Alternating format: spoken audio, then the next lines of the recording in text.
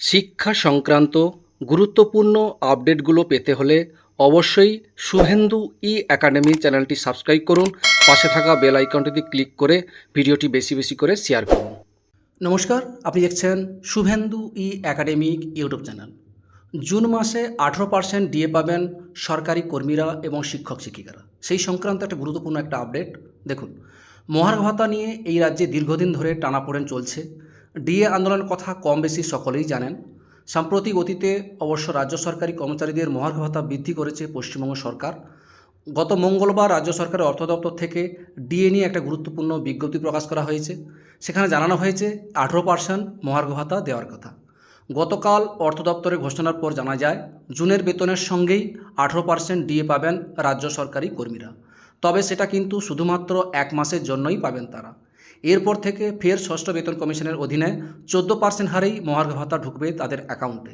কিন্তু কেন স্রেফ 1 মাসের জন্য 18% হারে ডিএ মিলবে? এবার সেটারও ব্যাখ্যা দিলেন রাজ্য সরকারি কর্মীদের সংগঠনের confederation of state government employee সাধারণ সম্পাদক মলয় মুখোপাধ্যায়। তিনি বলেন, প্রথমত এপ্রিল মাসে মূল বেতনের সঙ্গে 10% হারে ডিএ যোগ করেই মাইনে পেয়েছেন। মে মাসে 14% হারে মহার্ঘ ভাতা মিলেছে। তবে জুন মাসে 14% ডিএর সঙ্গে আরও 4% যোগ করে ডিএ পাবেন রাজ্য সরকারি কর্মীরা। তবে জুলাই মাস থেকে কিন্তু পুনরায় 14% হারেই মহার্ঘ ভাতা দেওয়া হবে। এই প্রসঙ্গে confederation of state government employee সাধারণ সম্পাদক বলেন যে এই জুন মাসে 18% হারে ডিএ পাবেন, তখন আর কোনো অর্থাৎ জুলাই মাস থেকে আর কোনো বকেয়া ডিএ পাবেন না বলে জানানো হয়েছে। কিন্তু কেন এমনটা হলো? স্রেফ জুন মাসেই কেন 18% হারে মহার্ঘ ভাতা মিলবে? আসলে চলতি বছরে মে মাস থেকে রাজ্য সরকারি কর্মচারীদের ডিএ বৃদ্ধি 10% থেকে বেড়ে হয়েছে 14% হয়ে দাঁড়ায়। তবে গতকাল নবান্নের তরফে যে বিজ্ঞপ্তি প্রকাশ করা হয়ে জানানো হয়েছে যে 2024 সালের 1 এপ্রিল থেকে বর্ধিত হারে ডিএ কার্যকর করা হয়েছে। অর্থাৎ সেই হিসাবে ওই মাসের ডিএ বকেয়া রয়েছে।